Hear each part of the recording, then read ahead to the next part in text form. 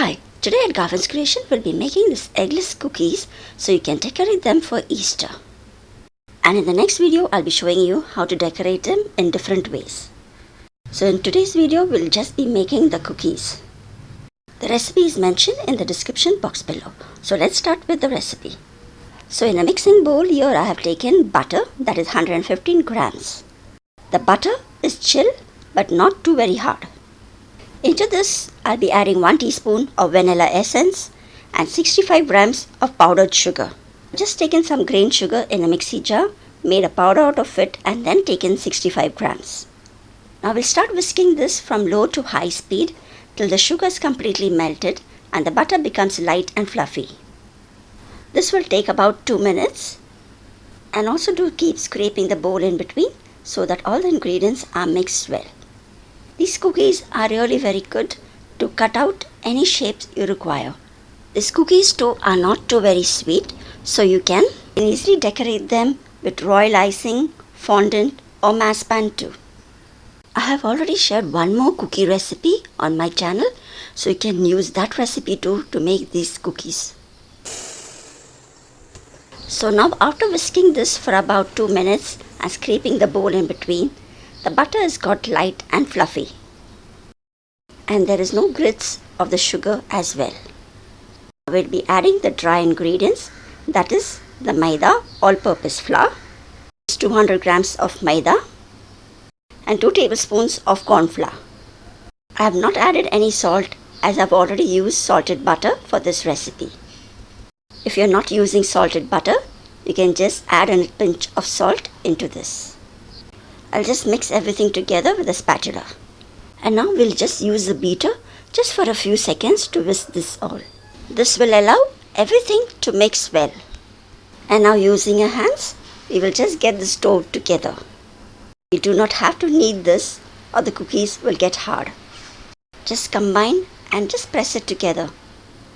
This dough forms easily. This dough is a little bit dry, so I'll just be adding 1 tablespoon of milk.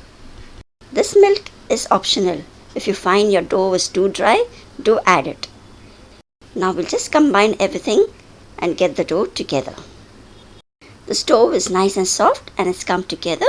We will just flatten this dough and just keep it in the fridge so that it gets a little bit firm. This will help us to cut the cookies well later. So I just cling film the dough and flatten it a little. If you do not want to use this cookie dough immediately, you can also keep it in the freezer and make the cookies later too. So I'll keep this cookie dough in the fridge for about 20 to 30 minutes so that it gets a bit chill and becomes a bit firm. So after 30 minutes, the dough is nice and firm. I'll be dividing this into 2 portions so that it is easy to roll out. You can use some butter paper or parchment paper to roll the dough. Using butter paper or parchment paper to roll the dough, you get a nice smooth finish on both the sides of the dough. And the remaining dough, you can just cling film it and keep it aside. Now using a rolling pin, we'll just roll this out about 1/4 inch in thickness. This cookie dough recipe is so easy and simple.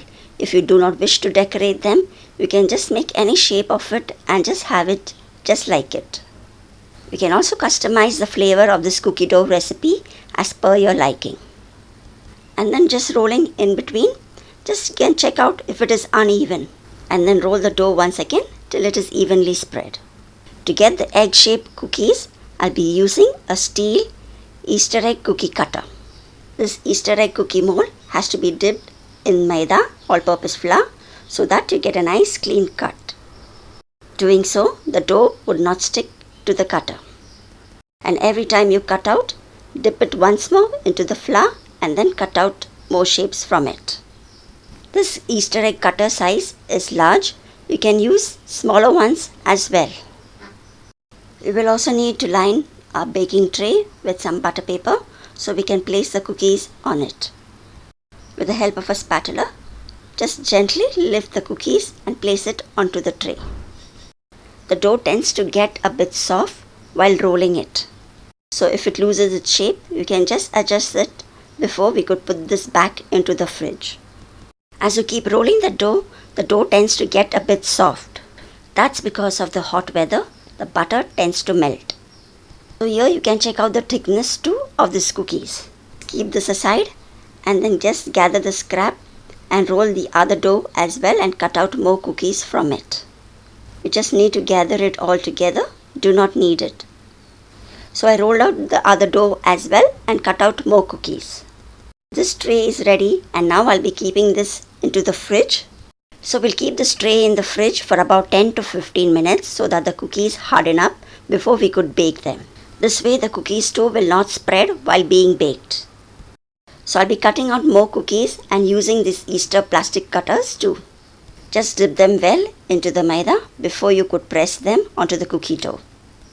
Also press the spring so that the design is embossed on the cookie. This is the Easter cookie set which comes with the egg, chick and the bunny too. I'll be putting in the link for these cookie cutters too. So I'll be cutting out more cookies from these cookie dough. While you continue making the cookies and one tray is already in the fridge, you need to preheat your oven. So preheat your oven at least 10 minutes before at 180 degrees centigrade.